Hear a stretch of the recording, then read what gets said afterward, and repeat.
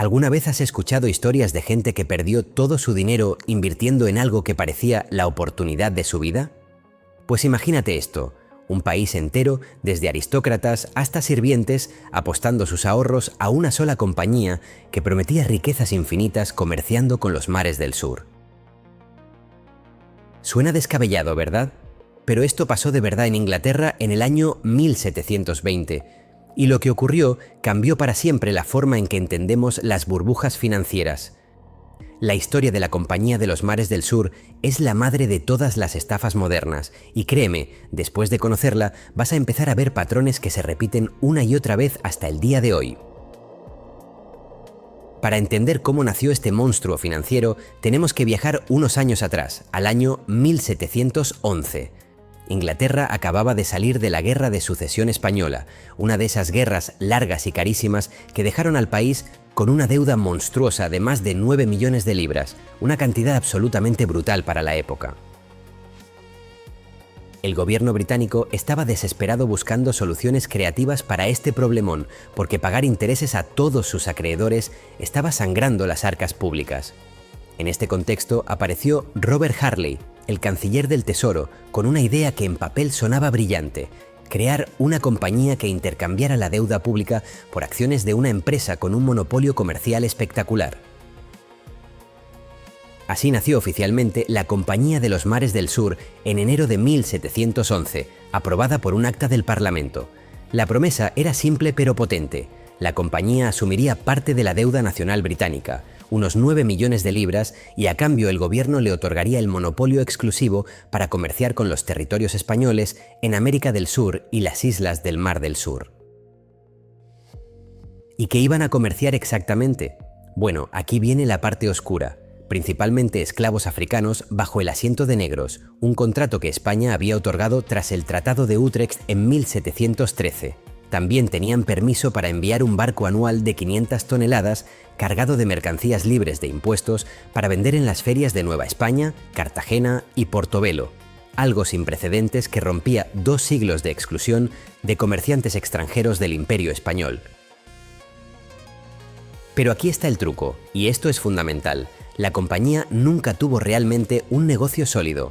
Mira, para poder comerciar necesitaban permisos de España, y España no estaba precisamente contenta con abrir sus colonias a los británicos. El primer barco que debía zarpar en 1714 se retrasó hasta agosto de 1716, y cuando finalmente llegaron los primeros cargamentos de esclavos, las autoridades locales se negaron a aceptar el asiento porque no había sido confirmado oficialmente por las autoridades españolas. Los esclavos terminaron vendiéndose con pérdidas en las Indias Occidentales. Entre 1714 y 1717 transportaron alrededor de 15.680 esclavos, pero el negocio seguía siendo no rentable debido a los impuestos que España cobraba y las restricciones constantes. Entonces, ¿por qué la gente seguía invirtiendo si el negocio no funcionaba? Aquí es donde entra la psicología de la especulación. Los inversores no compraban acciones por lo que la compañía hacía hoy, sino por lo que prometía hacer mañana. El monopolio comercial con América del Sur sonaba como una mina de oro sin explotar, literalmente, porque todos imaginaban las riquezas que fluían de las colonias españolas. La compañía era experta en vender humo, publicaban reportes optimistas, organizaban eventos lujosos y, sobre todo, tenían conexiones políticas increíbles. Para 1714 ya tenían entre 2.000 y 3.000 accionistas, más que cualquiera de sus rivales, y representaban la mitad del capital accionario emitido en todo el país. La verdadera genialidad de la estafa, si podemos llamarla así, fue convertir un problema del gobierno en una oportunidad de inversión aparentemente dorada. Piénsalo, el gobierno necesitaba deshacerse de su deuda, y la Compañía de los Mares del Sur ofreció intercambiar esa deuda por acciones. Los acreedores del gobierno, que antes tenían bonos aburridos que pagaban intereses fijos, ahora tenían acciones de una compañía con potencial infinito de ganancias, o eso les hacían creer. El gobierno británico quedaba feliz porque reducía su carga de deuda, la compañía feliz porque captaba capital y los inversores felices porque pensaban que iban a hacerse ricos. Era el escenario perfecto para que todos creyeran que estaban ganando. Pero había señales de alerta por todos lados. El comercio real de la compañía era mínimo y frecuentemente generaba pérdidas. Las tensiones con España significaban que los barcos muchas veces ni siquiera podían zarpar, y cuando lo hacían, las ganancias eran decepcionantes o inexistentes.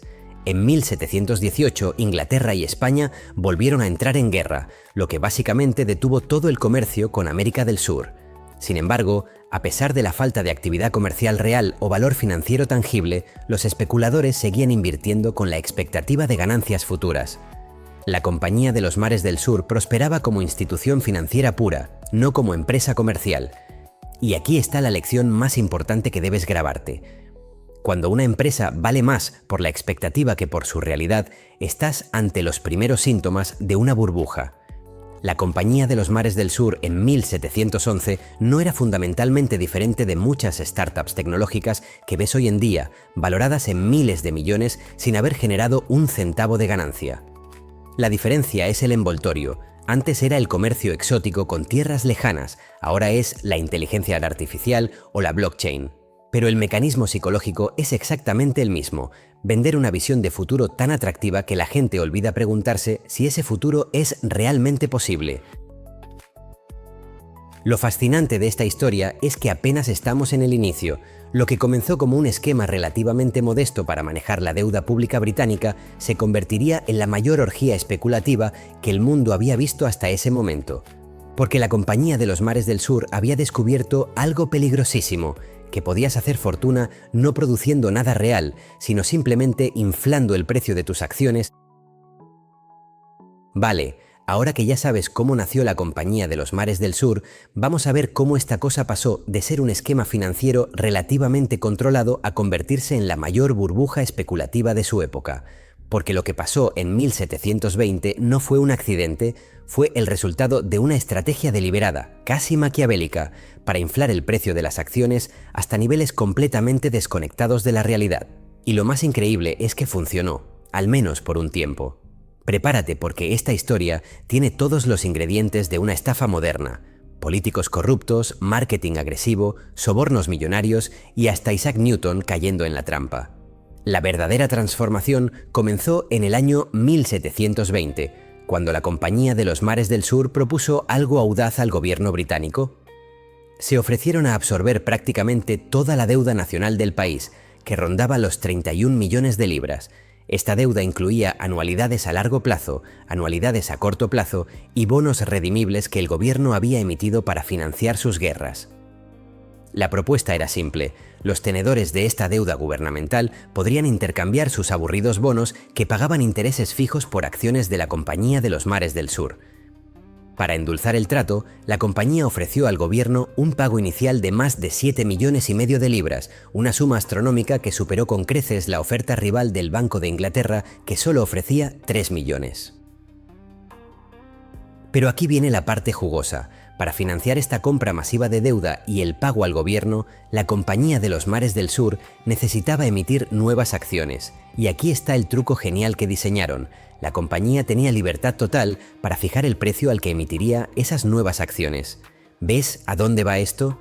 Cuanto más alto fuera el precio de las acciones en el mercado, menos acciones necesitarían emitir para cubrir los 31 millones de libras de deuda.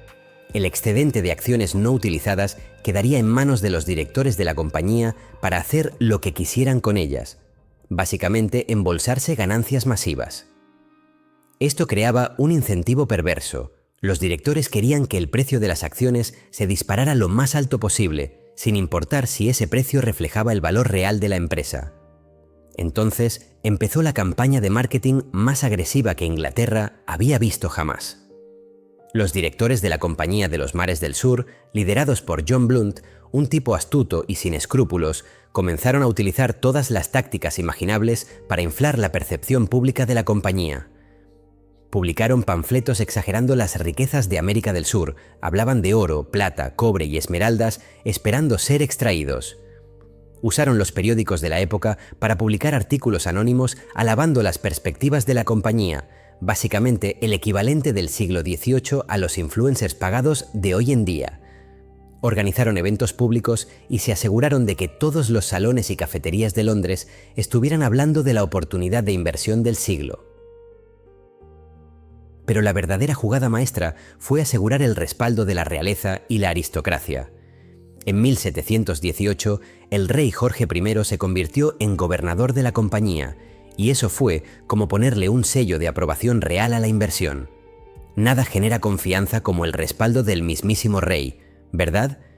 Los directores también sobornaron estratégicamente a políticos clave, ministros del gobierno y miembros influyentes del Parlamento, ofreciéndoles acciones a precios preferenciales o simplemente regalándoselas. Se estima que pagaron alrededor de 1.300.000 libras en sobornos para asegurar que el proyecto obtuviera luz verde. Este nivel de corrupción era sistémico y llegaba hasta los niveles más altos del gobierno británico. La propuesta fue aprobada por la Cámara de los Comunes el 2 de febrero de 1720 y recibió el consentimiento real el 7 de abril. Una semana después, el 14 de abril, la compañía lanzó la primera de ventas públicas de acciones y aquí es donde la locura realmente despegó. Para generar entusiasmo antes de esta primera venta, los gerentes de la compañía aparentemente organizaron la publicación de artículos anónimos en periódicos destacando las increíbles oportunidades que esperaban a los inversores. Las acciones, que comenzaron el año en 128 libras y media por acción, empezaron a subir rápidamente gracias a la demanda artificial que los propios directores estaban creando. La mecánica de manipulación que usaron era sofisticada para la época, pero básicamente fraudulenta. John Blunt y los otros directores permitieron que la gente comprara acciones a plazos, es decir, pagaba solo una fracción del precio total inicialmente y el resto en cuotas futuras. Esto significaba que más gente podía entrar al juego, incluso aquellos que no tenían el capital completo, aumentando artificialmente la demanda. También ofrecieron préstamos a tasas de interés favorables usando las propias acciones de la compañía como garantía, lo que permitía a los especuladores apalancarse y comprar aún más acciones.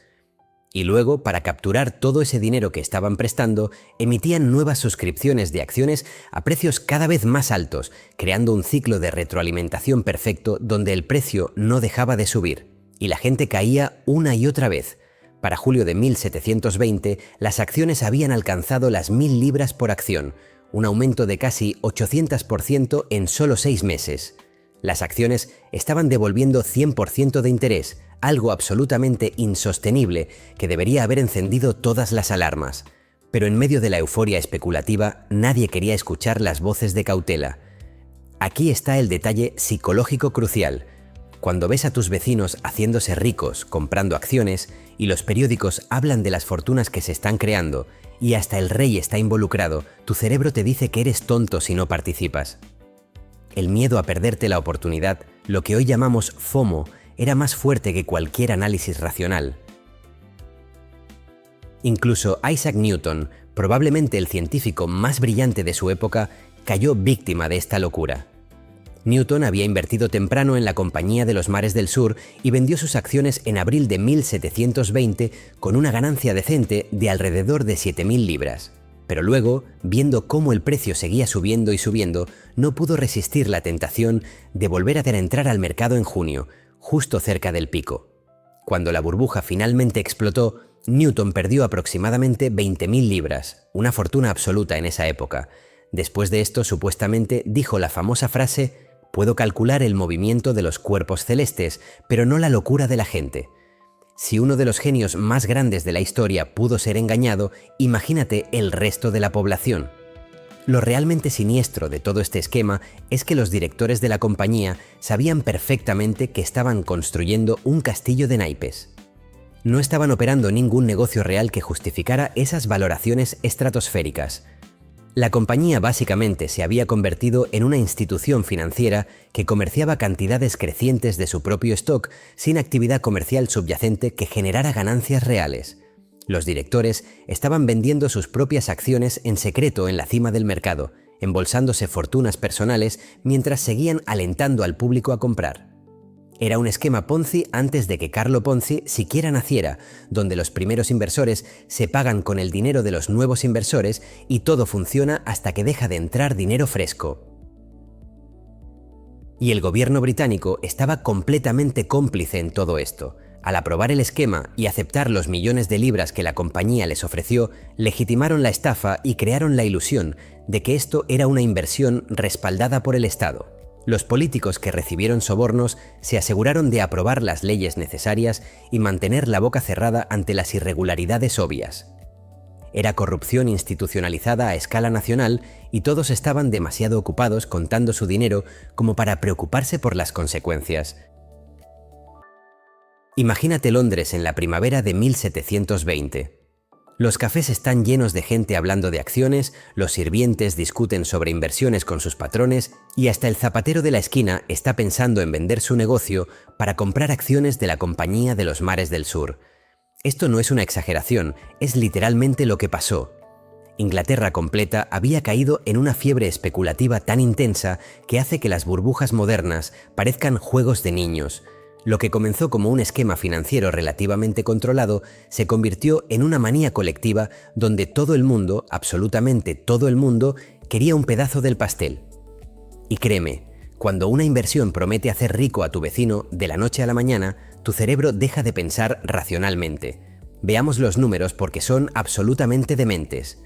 En enero de 1720, las acciones de la Compañía de los Mares del Sur cotizaban a 128 libras por acción. Para febrero ya habían subido a 175 libras, un incremento del 37% en solo un mes. En marzo alcanzaron las 330 libras, más del doble del precio de inicio del año. Para mayo estaban en 550 libras y en junio, agárrate bien, llegaron a 890 libras.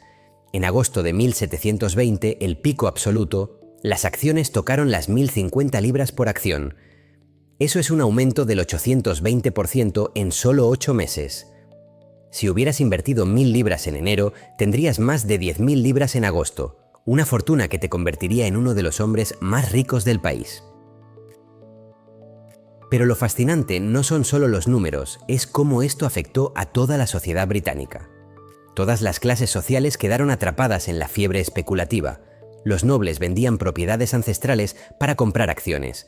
Los comerciantes cerraban sus negocios para dedicarse a especular en el mercado de valores. Las damas de alta sociedad organizaban tertulias donde el único tema de conversación era cuánto habían ganado esa semana en acciones. Incluso los sirvientes domésticos, los cocheros y los vendedores ambulantes ahorraban hasta el último penique para poder comprar aunque fuera una fracción de una acción. La riqueza generada de la noche a la mañana estaba creando una nueva clase de millonarios instantáneos que nunca se habían trabajado un día en comercio real. Y aquí es donde la cosa se pone realmente interesante. El éxito de la Compañía de los Mares del Sur inspiró la creación de cientos de compañías imitadoras, muchas de ellas completamente fraudulentas. Estas se conocieron como las compañías burbuja y sus propuestas de negocio eran tan ridículas que hoy en día nos parecerían chistes. Hubo una compañía que prometía extraer plata del plomo, otra que ofrecía construir una máquina de movimiento perpetuo. Una tercera se promocionaba literalmente como una compañía para llevar a cabo un emprendimiento de gran ventaja, pero nadie sabe qué es. Sí, leíste bien, gente invirtió dinero real en una compañía que ni siquiera decía a qué se dedicaría. Y lo más increíble es que esa compañía recaudó 2000 libras en menos de 6 horas antes de que su fundador desapareciera con el dinero. Estas compañías burbuja proliferaron como hongos después de la lluvia. Se estima que surgieron entre 192 compañías nuevas solo en el año 1720, la mayoría sin ningún negocio real detrás. Algunas tenían nombres que sonaban impresionantes como la Compañía Real de Pesca, la Compañía de Seguros de Londres o la Compañía para drenar las tierras pantanosas de Irlanda. Otras eran descaradamente absurdas, como la Compañía para transformar mercurio en metales preciosos o la que prometía hacer mantequilla a partir de hayas. Pero en el ambiente de euforia especulativa de 1720, los inversores no hacían preguntas. Si una acción subía, la comprabas, punto. El análisis fundamental o la diligencia debida eran conceptos completamente ausentes. La Compañía de los Mares del Sur, viendo cómo estas compañías burbuja estaban capturando capital que podría ir hacia sus propias acciones, tomó una medida brillante pero perversa. Presionaron al Parlamento para aprobar el Acta de las Burbujas en junio de 1720, que prohibía la creación de compañías por acciones sin una carta real.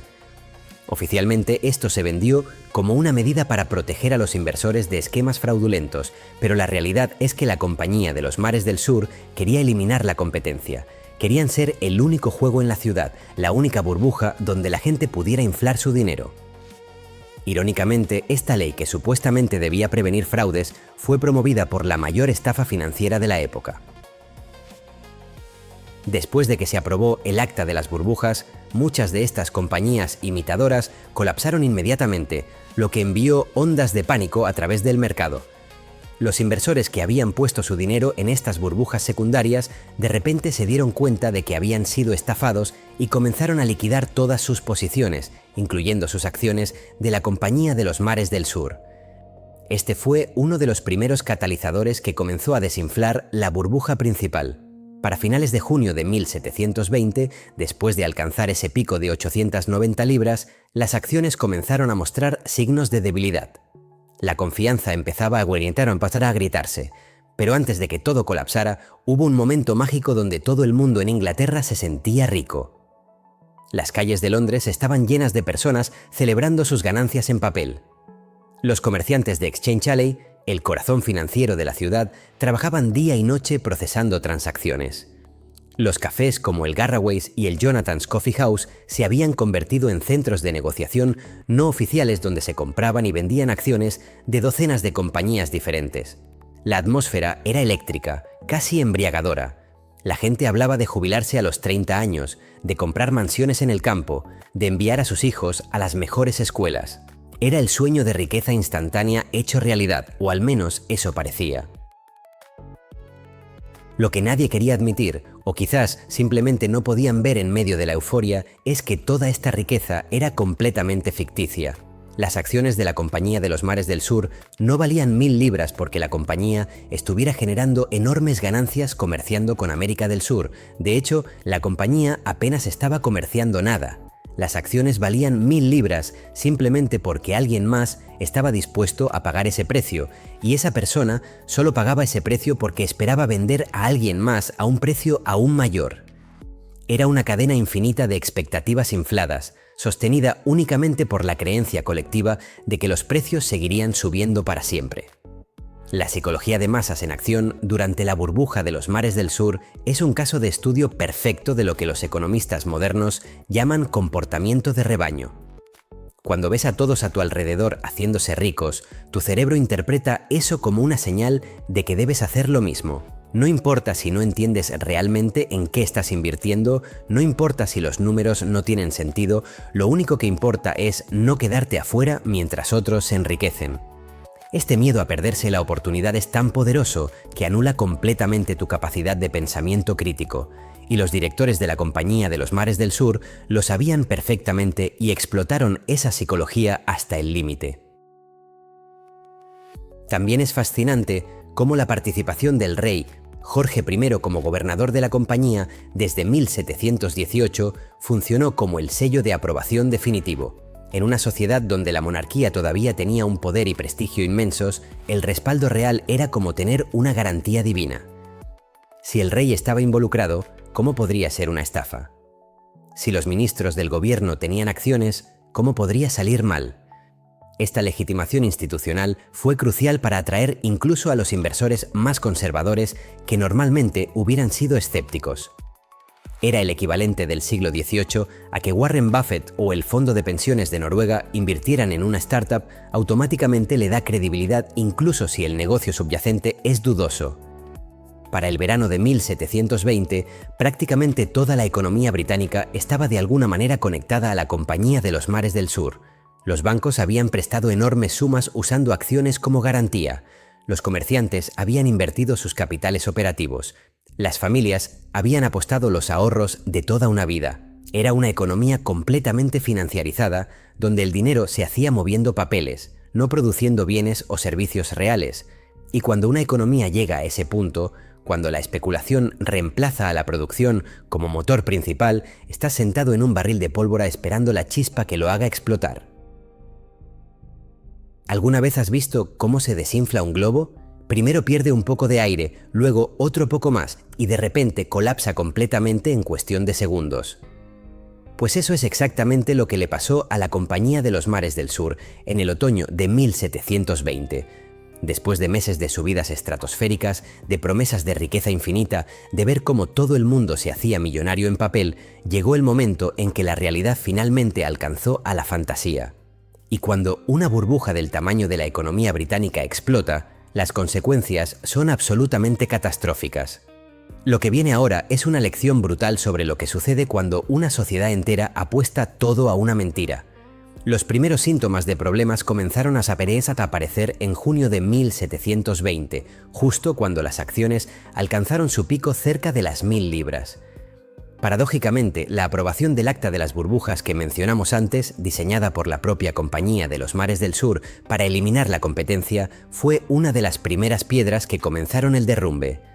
Al cerrar todas esas compañías, burbuja fraudulentas, miles de inversores perdieron su dinero de la noche a la mañana y empezaron a cuestionarse si todas las inversiones especulativas, incluyendo la Compañía de los Mares del Sur, no serían igualmente sospechosas.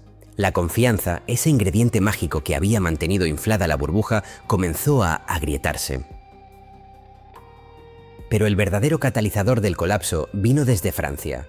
En agosto de 1720 estalló la burbuja de la Compañía del Mississippi, un esquema especulativo similar dirigido por John Law que había capturado la imaginación de los franceses de la misma forma que la Compañía de los Mares del Sur lo había hecho en Inglaterra. Cuando esa burbuja explotó, los inversores británicos vieron un espejo de su propio futuro y entraron en pánico. Si la Compañía del Mississippi, con promesas igualmente grandiosas de riquezas coloniales, había resultado ser humo, ¿qué garantizaba que la Compañía de los Mares del Sur fuera diferente? La respuesta era simple: nada, absolutamente nada. Las primeras ventas importantes comenzaron en agosto. Los directores de la compañía, que por meses habían estado secretamente vendiendo sus propias acciones en la cima, intensificaron sus ventas al darse cuenta de que el juego estaba llegando a su fin. Estos tipos no eran tontos, sabían perfectamente que habían construido un castillo de naipes y querían salir con sus fortunas intactas antes de que todo colapsara. Pero cuando los inversores ordinarios se dieron cuenta de que los propios directores estaban vendiendo, el pánico se convirtió en estampida. Si los que supuestamente conocían mejor el negocio estaban huyendo, ¿por qué alguien más querría quedarse? El precio comenzó a caer como una piedra lanzada desde un acantilado. En septiembre de 1720, apenas un mes después de alcanzar las 1000 libras, las acciones habían caído a 175 libras. Eso es una pérdida del 82% en solo semanas. Imagínate tener lo que pensabas que era una fortuna de 10.000 libras un día y al siguiente descubrir que solo te quedan menos de 2.000. Miles de personas vieron sus fortunas evaporarse literalmente de la noche a la mañana. Familias que habían vendido propiedades, negocios, joyas, todo lo que tenían para comprar acciones en la cima, ahora se encontraban completamente arruinadas sin forma de recuperarse. Las escenas en Exchange Alley, el corazón financiero de Londres, eran de completo caos. Los mismos cafés, que semanas antes estaban llenos de celebración, ahora eran escenarios de desesperación absoluta. Hombres que se habían considerado millonarios ahora estaban literalmente llorando en las calles.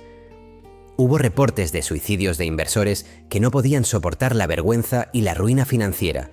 El duque de Portland supuestamente perdió 80.000 libras. El duque de Chandos perdió 300.000 libras. Incluso familias de la nobleza que habían existido por generaciones se encontraron al borde de la bancarrota total, y eso sin mencionar a los comerciantes, artesanos y trabajadores comunes que habían apostado los ahorros de toda su vida. Pero aquí está lo realmente perverso del colapso. No solo los especuladores perdieron dinero, toda la economía británica estaba tan entrelazada con la Compañía de los Mares del Sur que el efecto dominó fue devastador. Los bancos que habían prestado dinero usando acciones como garantía, de repente se encontraron con garantías que no valían nada.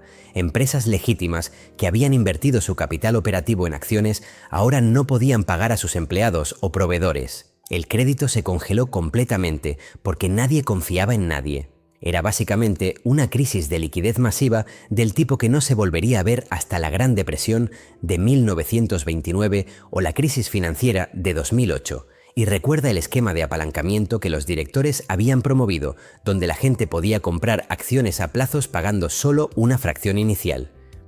Cuando el precio colapsó, todos esos compradores apalancados debían mucho más de lo que sus acciones valían ahora.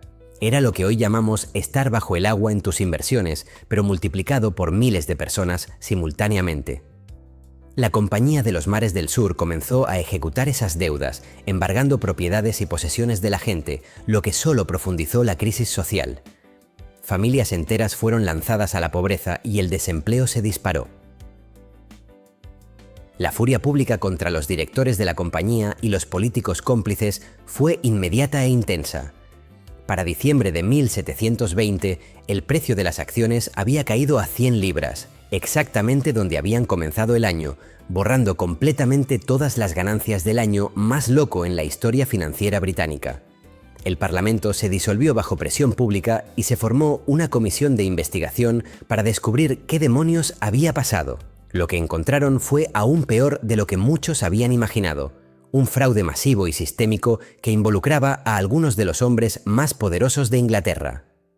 La investigación reveló que los directores de la Compañía de los Mares del Sur habían distribuido acciones ficticias, básicamente regalos encubiertos, a políticos clave para asegurar su apoyo. El canciller del Tesoro, John Aislaby, fue encontrado culpable de la corrupción más flagrante y se convirtió en el primer ministro en ser destituido mediante impeachment en más de 100 años. James Craggs, el secretario de Estado, se suicidó antes de enfrentar el juicio. Charles Stanhope, otro secretario, también murió bajo circunstancias sospechosas que muchos creyeron fue un suicidio encubierto. Incluso se rumoraba que el rey, Jorge I, y su amante habían recibido enormes sumas de la compañía, aunque por razones obvias, eso nunca fue investigado oficialmente. Los directores de la compañía fueron arrestados y llevados a la Torre de Londres. Sus activos fueron confiscados sistemáticamente para tratar de compensar al menos a algunos de los inversores arruinados. John Blunt, el arquitecto principal del esquema, tenía una fortuna personal de 183.000 libras al final del boom. Después del proceso legal, solo le dejaron 5.000 libras, lo justo para sobrevivir.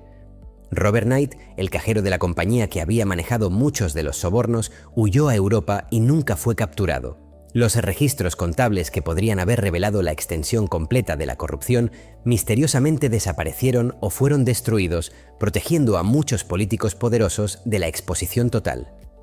Para tratar de estabilizar la situación, el gobierno británico llamó a Robert Walpole, quien se convertiría en el primer ministro de facto de Inglaterra. Walpole implementó una serie de medidas de rescate, incluyendo transferir parte de las acciones de la Compañía de los Mares del Sur al Banco de Inglaterra y la Compañía de las Indias Orientales, empresas con negocios más sólidos. También organizó un fondo de compensación usando los activos confiscados de los directores, aunque esto solo devolvió una fracción de lo que la gente había perdido. A pesar de estos esfuerzos, miles de familias nunca se recuperaron financieramente. Lo más irónico de todo es que la Compañía de los Mares del Sur técnicamente sobrevivió al colapso. Continuó existiendo como entidad durante más de 100 años, aunque nunca volvió a tener la prominencia o el valor que tuvo brevemente en 1720. Eventualmente se transformó en un simple administrador de deuda gubernamental, exactamente lo opuesto de las grandiosas promesas comerciales con las que había comenzado. Para 1853 finalmente fue disuelta para siempre, cerrando el capítulo en uno de los fraudes más espectaculares de la historia. La lección más brutal de este colapso es esta: cuando toda una economía se vuelve dependiente de la especulación en lugar de la producción real, el crash no es solo financiero, es social. No se trata solo de números en papel, se trata de vidas destruidas, familias arruinadas, suicidios, pobreza generalizada y una pérdida masiva de confianza en las instituciones. El estallido de la burbuja de los mares del sur dejó cicatrices en la sociedad británica que tardaron décadas en sanar. Y lo más aterrador es que, a pesar de lo devastador que fue, la humanidad aparentemente no aprendió la lección, porque seguiríamos repitiendo exactamente los mismos errores una y otra vez en los siglos venideros. Vale, ahora que ya conoces la historia completa de la burbuja de los mares del sur, te voy a contar algo que probablemente ya estás pensando. Esta historia te suena familiar, ¿verdad? Y es que aunque pasaron más de 300 años desde ese desastre financiero, los patrones que vimos en 1720 se han repetido una y otra vez a lo largo de la historia. Es como si la humanidad tuviera una amnesia colectiva cada vez que aparece una nueva tecnología o una nueva oportunidad de inversión que promete hacernos ricos rápidamente. Vamos a conectar los puntos entre aquella locura del siglo XVIII y las burbujas especulativas modernas que probablemente has vivido o al menos escuchado, porque créeme, los paralelismos son absolutamente escalofriantes.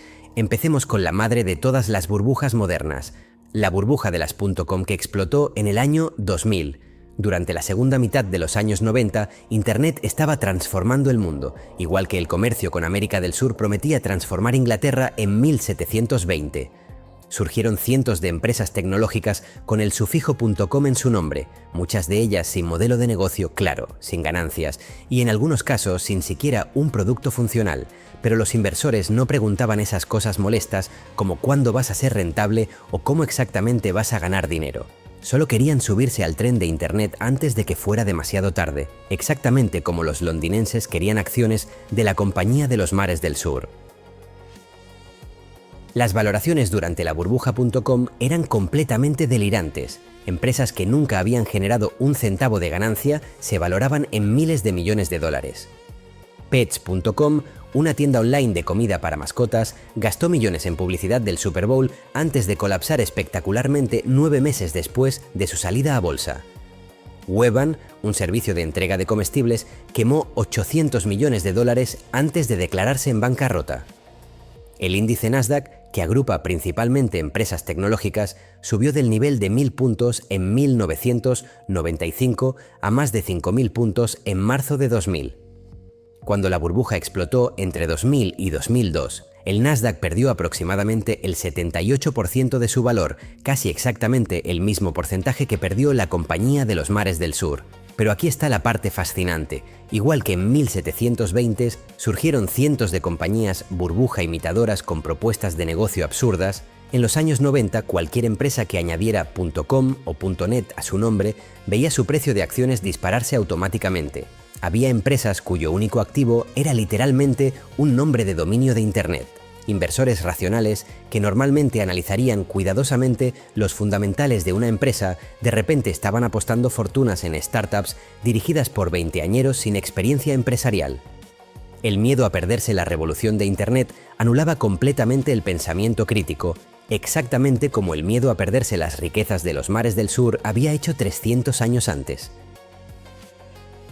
Ahora avancemos hasta la crisis financiera de 2008, que técnicamente fue una burbuja inmobiliaria, pero con los mismos ingredientes letales.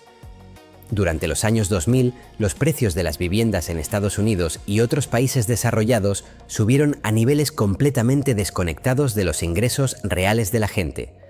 Los bancos estaban otorgando hipotecas a personas que claramente no podían pagarlas, empaquetando esas hipotecas basura en instrumentos financieros complejos y vendiéndolas como inversiones seguras.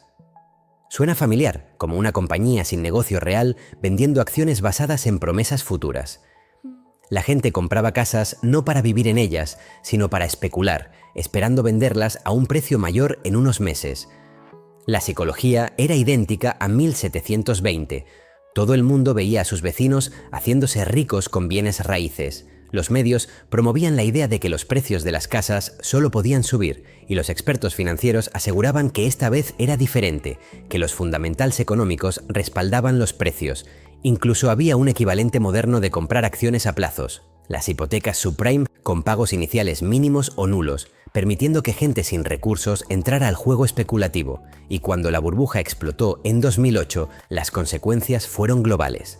Bancos colapsaron, millones perdieron sus casas, el desempleo se disparó y la economía mundial entró en la peor recesión desde la Gran Depresión.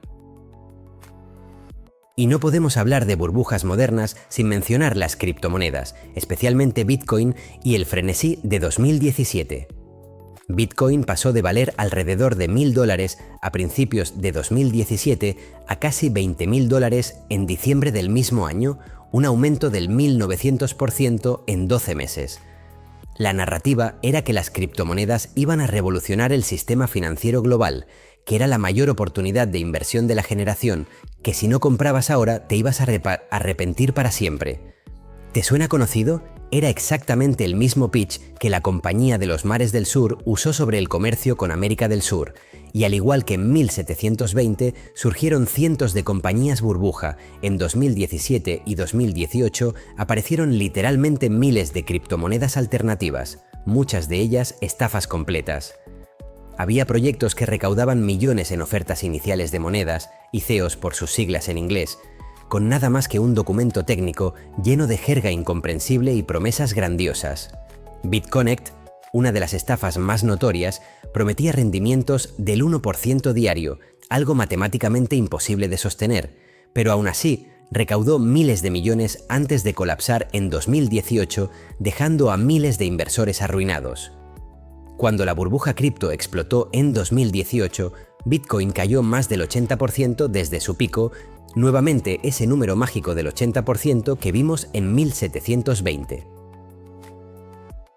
Incluso más recientemente hemos visto mini burbujas como la locura de las acciones meme en 2021, donde acciones de empresas moribundas como GameStop subieron miles por ciento en días simplemente porque usuarios de Reddit decidieron apostar contra los fondos de cobertura.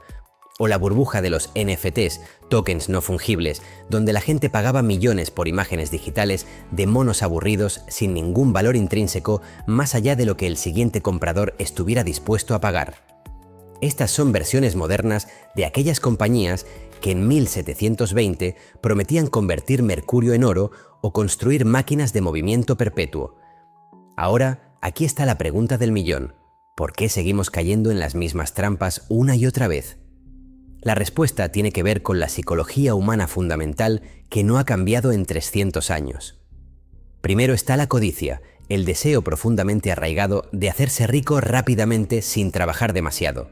Segundo está el FOMO, ese miedo paralizante a perderte una oportunidad mientras otros se benefician. Tercero está el sesgo de confirmación, donde solo prestas atención a las historias de éxito e ignoras todas las señales de advertencia. Y cuarto está el comportamiento de rebaño, la tendencia a seguir a la multitud porque asumimos que si muchos lo están haciendo, debe ser seguro.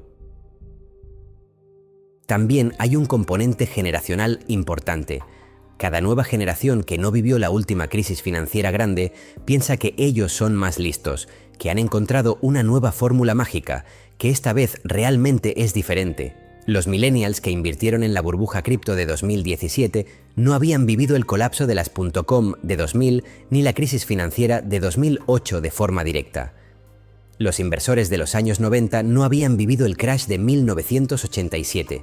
Y la gente de 1720 ciertamente no tenía memoria viva de burbujas anteriores como la tulipomanía holandesa de 1637.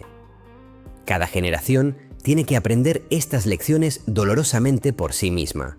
Lo realmente aterrador es que las burbujas modernas pueden inflar y explotar mucho más rápido que en 1720 gracias a la tecnología. En el siglo XVIII, comprar acciones requería ir físicamente a Exchange Alley en Londres y hacer la transacción cara a cara. Hoy puedes comprar y vender cualquier activo desde tu teléfono en segundos, lo que significa que las burbujas pueden crecer más rápido y los crashes pueden ser más súbitos y violentos. La velocidad de la información y las transacciones ha acelerado el ciclo de euforia y pánico. También hay que mencionar el papel de los gobiernos y bancos centrales en estas burbujas modernas. Después de cada crisis, las autoridades intentan suavizar el golpe con rescates financieros, tasas de interés bajas y estímulo monetario masivo. Pero estas intervenciones muchas veces solo preparan el escenario para la siguiente burbuja al hacer que el dinero sea barato y abundante, incentivando la especulación. Es un ciclo vicioso que parece imposible de romper. Después de 2008, los bancos centrales inundaron el sistema con dinero barato, lo que influyó directamente en la burbuja de startups tecnológicas de los años 2010 y la burbuja cripto. Y aquí está la verdad incómoda. Probablemente estamos en medio de una burbuja ahora mismo y simplemente no lo sabemos todavía. Tal vez es la inteligencia artificial, donde empresas están siendo valoradas en cientos de miles de millones basándose en la promesa de que la IA va a cambiar todo. Tal vez son las acciones tecnológicas en general, con ratios precio-beneficio que desafían la lógica. O tal vez es algo que aún no hemos identificado claramente, La historia nos enseña que las burbujas solo son obvias en retrospectiva, cuando ya es demasiado tarde para salir. Entonces, llegamos al final de esta historia y aquí está la pregunta más importante de todas. Si hemos vivido la misma pesadilla una y otra vez durante 300 años, ¿por qué demonios seguimos cayendo en las mismas trampas? La respuesta no es muy halagadora para la especie humana, porque la naturaleza humana no cambia, la tecnología evoluciona, los mercados se sofistican, los reguladores intentan crear nuevas reglas, pero la codicia, el miedo a perderse oportunidades y el pensamiento de rebaño siguen siendo exactamente iguales que en 1720. Y mientras esos impulsos psicológicos fundamentales permanezcan sin cambios, las burbujas especulativas seguirán inflándose y explotando, solo que con diferentes nombres y diferentes envolturas. Entonces, ¿qué lecciones podemos extraer de la burbuja de los mares del sur y sus ecos modernos que puedan ayudarte a protegerte? La primera y más importante es esta. Si algo parece demasiado bueno para ser verdad, probablemente lo sea. Cuando una inversión promete hacerte rico rápidamente sin riesgo, cuando todos a tu alrededor están ganando dinero aparentemente sin esfuerzo, cuando los medios no paran de hablar de la nueva revolución que va a cambiar todo, activa todas tus alarmas. Las oportunidades legítimas de inversión generan rendimientos modestos y consistentes a lo largo del tiempo, no explosiones de 800% en 8 meses. Si los números suenan mágicos es porque probablemente son ficticios. La segunda lección crucial es entender qué estás comprando antes de invertir un solo centavo. En 1720, la mayoría de los inversores no tenía ni idea de qué comercio real estaba haciendo la Compañía de los Mares del Sur, solo sabían que las acciones estaban subiendo.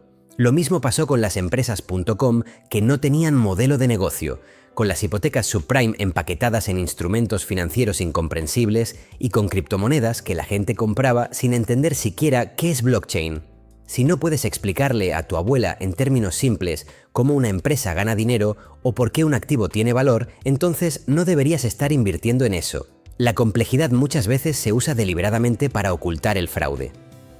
La tercera lección es prestar atención a las señales de advertencia que son consistentes en todas las burbujas. Una de las más obvias es cuando todo el mundo está hablando de una inversión específica, desde tu peluquero hasta el conductor de taxi hasta tus compañeros de trabajo que nunca antes habían invertido. Cuando la especulación se convierte en un fenómeno de masas y penetra en todos los niveles de la sociedad, estás probablemente cerca del pico. Otra señal es cuando empiezan a surgir imitadores fraudulentos por todas partes, como las compañías burbuja de 1720 o las miles de criptomonedas basura de 2017. Y quizás la señal más clara, cuando la narrativa cambia de fundamentals a teoría del tonto mayor, es decir, cuando la gente compra no porque cree en el valor subyacente, sino porque espera vender a alguien más a un precio mayor. También es fundamental entender el papel del apalancamiento en magnificar tanto las ganancias como las pérdidas. Cuando la Compañía de los Mares del Sur permitió comprar acciones a plazos con pagos mínimos iniciales, cuando los bancos dieron hipotecas sin verificar ingresos, cuando las plataformas cripto ofrecieron trading con margen de 100 a 1, el resultado fue siempre el mismo: pérdidas catastróficas cuando la burbuja explotó. El apalancamiento es como la gasolina que arroja al fuego de la especulación, hace que todo arda más intenso, pero también garantiza que el colapso sea mucho más destructivo. Si estás invirtiendo con dinero prestado o usando derivados complejos que no entiendes completamente, estás jugando con fuego. Ahora hablemos de regulación, porque mucha gente asume que los gobiernos y reguladores nos van a proteger de las burbujas. La historia de los mares del sur nos enseña que eso es una ilusión peligrosa. El gobierno británico no solo permitió la burbuja, la promovió activamente porque les convenía políticamente y financieramente. Los políticos estaban sobornados y tenían sus propias acciones. Lo mismo ha pasado con burbujas modernas.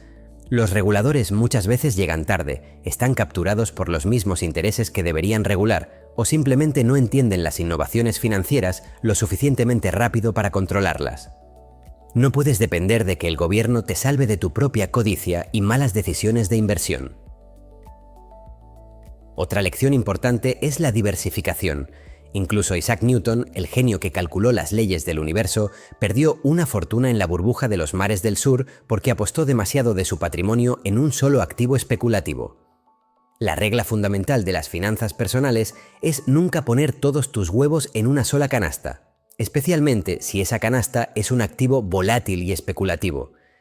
Si vas a invertir en algo arriesgado como criptomonedas o acciones de alto crecimiento, que sea solo una pequeña porción de tu portafolio total, una cantidad que puedas permitirte perder completamente sin arruinar tu vida. La mayoría de tu patrimonio debería estar en activos más estables y diversificados. También debes ser extremadamente escéptico de cualquier inversión que venga con presión social o temporal. Las estafas y burbujas siempre usan tácticas de urgencia. Oferta limitada, solo por hoy. Todos tus amigos ya están dentro. Si no compras ahora, te vas a arrepentir para siempre. Estas son técnicas de manipulación diseñadas para anular tu pensamiento racional y forzarte a tomar decisiones emocionales. Las inversiones legítimas y sólidas van a estar disponibles mañana, la próxima semana y el próximo año. Si alguien te está presionando para invertir ya mismo sin darte tiempo para investigar y pensar, es prácticamente garantía de que es una estafa o una burbuja a punto de explotar. Ahora, aquí viene la parte difícil. Incluso si identificas una burbuja temprano, es extremadamente difícil beneficiarse de ese conocimiento. Mucha gente vio que las acciones de la compañía de los mares del sur estaban sobrevaloradas en marzo de 1720, cuando ya habían triplicado, pero las acciones continuaron subiendo otros 6 meses antes de colapsar. Los inversores que apostaron contra la burbuja inmobiliaria en 2005 tuvieron que aguantar años de pérdidas antes de ser vindicados en 2008. Como dijo el economista John Maynard Keynes, el mercado puede permanecer irracional más tiempo del que tú puedes permanecer solvente. Apostar contra una burbuja es arriesgado incluso si tienes razón. Entonces, ¿qué deberías hacer prácticamente hablando? La estrategia más segura para la mayoría de las personas es invertir consistentemente en un portafolio diversificado de activos de bajo costo, principalmente fondos indexados que siguen el mercado general, y mantener esa inversión a largo plazo sin intentar timing del mercado. Esto es aburrido, no te vas a hacer rico de la noche a la mañana, no vas a tener historias emocionantes para contar en cenas, pero históricamente ha sido la estrategia más efectiva para construir riqueza real y sostenible. Los estudios muestran consistentemente que los inversores que intentan entrar y salir del mercado en el momento perfecto, persiguiendo las últimas modas de inversión, terminan obteniendo peores resultados que aquellos que simplemente compran y mantienen. Pero seamos honestos, a pesar de todas estas lecciones, las burbujas van a seguir ocurriendo porque son inherentes al capitalismo y a la psicología humana. Los ciclos de auge y caída son una característica, no un error, de los mercados financieros. La innovación real y las burbujas especulativas están entrelazadas de forma compleja. Internet realmente revolucionó el mundo a pesar de la burbuja.com. Algunas de esas empresas que sobrevivieron como Amazon y Google cambiaron todo. La tecnología blockchain podría tener aplicaciones legítimas a pesar de la burbuja cripto.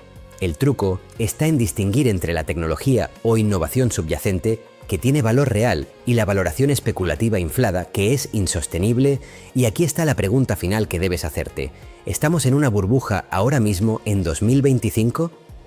Muchos analistas señalan a las valoraciones extremas de empresas de inteligencia artificial, empresas que están siendo valoradas en cientos de miles de millones de dólares, basándose en la promesa de que la IA va a transformar todo, exactamente la misma narrativa que hemos escuchado sobre Internet, blockchain y cada otra tecnología revolucionaria.